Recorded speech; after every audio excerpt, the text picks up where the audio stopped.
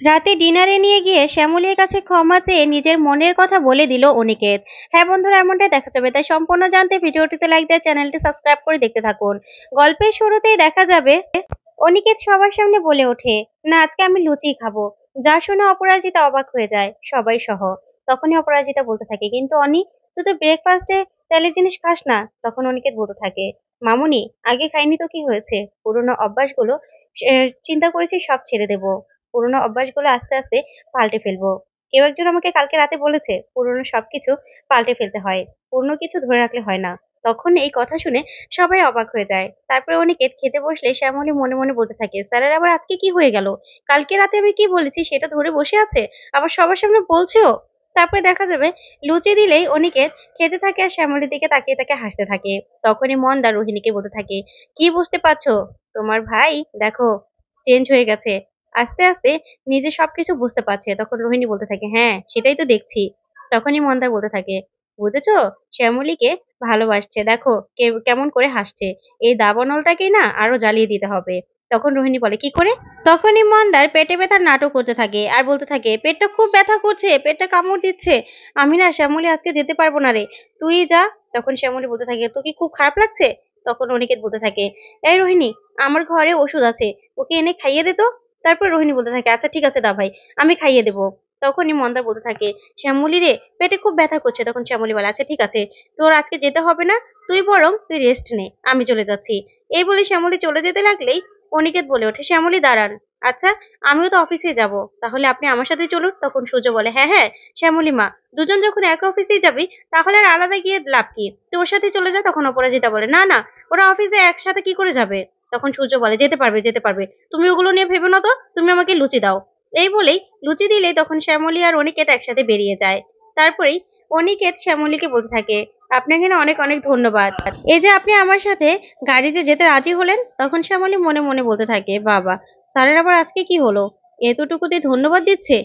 কি জানি, স্যারের হাবভাব না ভালো লাগছে না, কি যেন কেমন যেন লাগছে, উনি কি পাল্টে গেল নাকি?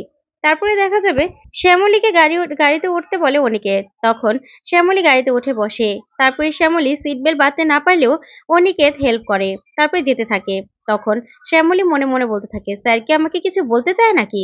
তখনই শ্যামলী অনিকেতকে বলতে থাকে, স্যার আপনি কি আমাকে কিছু বলতে চান? তখন অনিকেত বলে, না না, কি বলবো? তারপরে অনিকেত বলতে থাকে, আসলে শ্যামলী, আমি ভাবছিলাম। তখন শ্যামলী বলতে থাকে, হ্যাঁ বলুন না। তখন অনিকেত বলতে থাকে, আমি ভাবছিলাম অফিসে গিয়ে আপনার আর আমার সম্পর্কের কথা বলে দিলে কেমন হয়, যে আমরা স্বামী স্ত্রী। তখনই শ্যামলী মনে মনে বলতে থাকে, মহেশ্বর, এটা আমি কি শুনছি? স্যার, যে সম্পর্কটা দুনিয়া সবার কাছে লুকোতে চাইতো, আজকে উনি সবার কাছে বলে দিতে চাইছে। কি চান উনি? তারপরে শ্যামলীকে অনিকেত বলতে থাকে, শ্যামলী, কি বলেন আপনি, আপনি কি বলছেন? বলে দিই সবার কাছে গিয়ে, তাহলে কেমন হবে? তখনই শ্যামলী বলতে থাকে, স্যার দাঁড়ান দাঁড়ান। তারপরে গাড়িটা রাখলে অনিকেত বলতে থাকে, কেন শ্যামলী, কি হয়েছে? তখন শ্যামলী বলে, স্যার আমি নেমে যাচ্ছি। তখন অনিকেত বলতে থাকে, কেন, এখানে নামবেন কেন? তখন শ্যামলী বলে, স্যার আপনি অফিসে চলে যান, আমি চলে আসছি। তখন অনিকেত বলে, হ্যাঁ আমিও তো অফিসে যাব, আর আপনিও তো অফিসে যাবেন তাহলে। তখন শ্যামলী বলতে থাকে, স্যার আপনার মিটিং আছে, আপনি যান, আমি না এতটুকু যেতে পারবো, আর আমরা একসাথে গেলে নানানজন নানান প্রশ্ন করবে। তারপরে এই বলে শ্যামলী গাড়ি থেকে নেমে যায়। তখন অনিকেত অবাক হয়ে শ্যামলীর দিকে তাকিয়ে থাকে আর শ্যামলীকে দেখতে থাকে আর যেতে থাকে। তারপরে দেখা যাবে অফিসে ক্যান্টিন সামলাচ্ছে শ্যামলী। তখনই অনিকেত আসে, এসে বলতে থাকে, শ্যামলী আপনার সাথে আমার কিছু কথা ছিল। তখন শ্যামলী বলে, স্যার এটা অফিস, সবাই দেখছে। তখনই রবিন স্যার বলতে থাকে, কি হলো আজকে, এডমিনের ক্যান্টিনে ইনচার্জের সাথে কি এমন কথা? তখনই অনিকেত বলতে থাকে, হ্যাঁ কথা তো আছে আমরা। তখনই শ্যামলী বলতে থাকে, আসলে কিছুই না। ঠিক তখনই এই কথাতে অনিকেত অবাক হয়ে যায়। তারপরে পিন্টু আসে, এসে বলতে থাকে, একটা সুখবর আছে, সুখবর আছে, অনন্যা ম্যাডামের বিয়ে ঠিক হয়ে গেছে। যা শুনে শ্যামলী অনিকেত দুজনে খুব খুশি হয়ে যায়। তখন অনন্যা আসে, এসে বলতে থাকে, আসলে আমার বিয়েটা না হুট করে ঠিক হয়ে গেছে। আসলে আমার উর্বি হাজবেন্ড ও না ইউরোপ থেকে আসবে। তাই মাত্র ৪ দিনের ব্যাপার। ৪ দিনের মধ্যে আমার বিয়েটা মানে পুরো আয়োজন করতে হবে। তাই আমি চাইছিলাম যে গ্রেট বেঙ্গল ক্যাটারারই আমার বিয়ের সব রকম দায়িত্ব নিক। তখন শ্যামলী বলতে থাকে, একদম, একদম ম্যাডাম। তখনই অনিকেতকে অনন্যা বলতে থাকে, অনিকেত তোমাকে কিন্তু এই বিয়ের সম্পূর্ণ দায়িত্ব নিতে হবে। তখন অনিকেত বলতে থাকে, ঠিক আছে, তুমি চিন্তা করো না, সেটা আবার বলতে হবে? আমি আর শ্যামলী? তখন শ্যামলী বলতে থাকে, হ্যাঁ, হ্যাঁ, স্যার আমাকে সাহায্য করবে, আপনি চিন্তা করবেন না। তখন অনিকেত মনে মনে বলতে থাকে, কি ব্যাপার, শ্যামলী আমাকে এড়িয়ে যাচ্ছে কেন? যে সম্পর্কটা আমি সবার কাছে বলে দিতে চাই, শ্যামলী কেন চাইছে না আমি বলে দেই? তারপরেই সবাই চলে গেলেই শ্যামলীকে অনিকেত বলতে থাকে, "আচ্ছা শ্যামলী, আপনার কি হয়েছে বলুন তো?" তখন শ্যামলী বলে, "কেন স্যার?" তখন অনিকেত বলতে থাকে, "আমি সবার কাছে আমাদের সম্পর্কের কথাটা বলে দিতে চাইছি। কিন্তু আপনি কেন লুকোতে চাইছেন? আমি তো সেটাই বুঝতে পারছি না।" তখন শ্যামলী বলতে থাকে, "দেখুন স্যার, এতটাও সহজ নয়। আমি এতটাও মহান নই যে আমি একদিনের মধ্যে সবকিছু ভুলে যাব। তাই প্লিজ আপনি আমাকে এরকম করবেন না। আর আপনাদের পুরুষ মানুষদের না এটাই সমস্যা। যতই অন্যায় করুন ভাবেন যে মেয়েরা সাথে, সাথে ক্ষমা করে দেবে। কি করে স্যার, কি করে? সময় দিতে হয়। সময় নামেও একটা বস্তু আছে। সেটা আপনি ভুলে যাবেন না।" তখন এই কথা বলে শ্যামলী চলে গেলেই তখন অনিকেত মনে, মনে বলতে থাকে, "তাই তো। আসলেই তো। আমি এত অন্যায় করেছি। অন্যায় করে কি করে ভাবছি যে শ্যামলী আমাকে সাথে, সাথে ক্ষমা করে দেবে? না, না। আমাকে সময় নিয়ে শ্যামলীর কাছে ক্ষমা চাইতে হবে। শ্যামলীর সাথে ভালো সময় কাটাতে হবে। শ্যামলী তো চাইতো যে তার সাথে আমি সময় কাটাই। আমি সেই ব্যবস্থাই করব। সেটাই করব। শ্যামলী যেরকম, যেরকম চাইতো আমি ঠিক ওরকমটাই করব।" এইভাবে অনিকেত সবকিছু ঠিক করার চেষ্টা করতে থাকে। ওইদিকে দেখা যাবে বাড়িতে প্রিয়া হাঁটছিল। তখনই অপলা বলতে থাকে, "এ কি প্রিয়া, কোথায় যাচ্ছিস?" তখন প্রিয়া বলতে থাকে, "আসলে রুয়ের সাথে আমার একটু কথা আছে, কাজ আছে।" তখনই অপলা বলতে থাকে, "আজকে না ঘোরাঘুরি করবি না। কারণ আজকে তোদের কালরাত্রি। প্রতিমের মুখ দেখা তোর বারণ। তোকে তো এটা মানতেই হবে বল? বিয়েটা যখন হয়ে গেছে তাহলে প্রতিমের কিসে ভালো হবে, কিসে খারাপ হবে, মঙ্গল অমঙ্গলের ব্যাপারটাও তো তোকে মানতে হবে, প্রিয়া। আমি তোকে মেনে নেইনি শুধুমাত্র ছেলের জন্য মেনে নিয়েছি। তাই তুই আর শাশুড়ি বৌমার যদি সম্পর্কটা ভালো রাখতে চাস তাহলে আমার কথা তো মানতেই হবে।" তখন প্রিয়া বলে, "হ্যাঁ, চেষ্টা করব।" তখন অপলা বলে, "চেষ্টা নয়। আমি যা, যা বলব তোকে শুনে চলতে হবে।"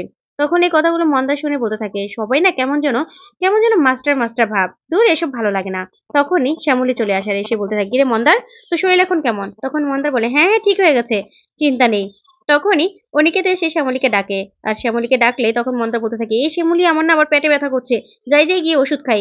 এই বলে মন্দার ওখান থেকে চলে যায়। আর আড়াল থেকে সবটা দেখতে থাকে। তখনই অনিকেত শ্যামলীকে বলতে থাকে, "শ্যামলী, আমি না আসলে আপনাকে নিয়ে ডিনারে যেতে চেয়েছিলাম। আপনি কি আমার সাথে ডিনারে যাবেন?" যা শুনে শ্যামলী চমকে যায়। আর চমকে গিয়ে তখন অনিকেত বলতে থাকে, "আপনার সাথে না আমার অনেক কথা আছে।" তখন শ্যামলী মনে, মনে বলতে থাকে, "যাক, স্যারের যখন কথা আছে আমারও অনেক কথা আছে স্যারকে বলার। আজকে যখন স্যার আমার কথা শুনতে চাইছে তাহলে আমিও স্যারকে গিয়ে আমার সব কথা বলে দেব।" এই কথা বলেই শ্যামলী বলতে থাকে, "ঠিক আছে স্যার, আমি এখনই রেডি হয়ে আসছি।"